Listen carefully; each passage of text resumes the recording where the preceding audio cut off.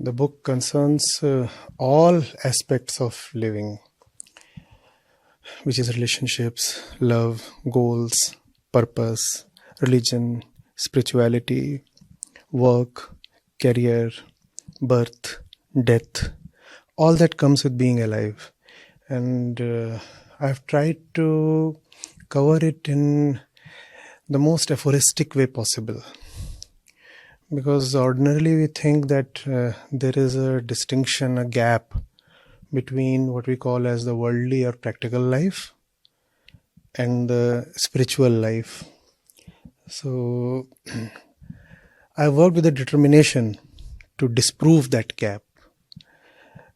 If that gap is allowed to exist, then the worldly life will be dissociated from a center of wisdom. And that would mean that practically in the world, we would be walking blindfolded, stumbling, struggling, getting hurt. And all wisdom literature at its core aims to address that suffering, right?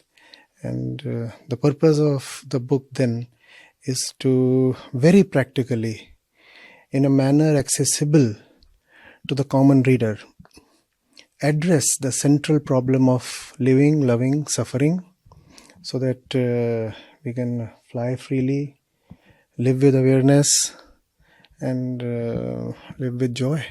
देखिए, आध्यात्मिक साहित्य तो हमेशा से मौजूद रहा है ना?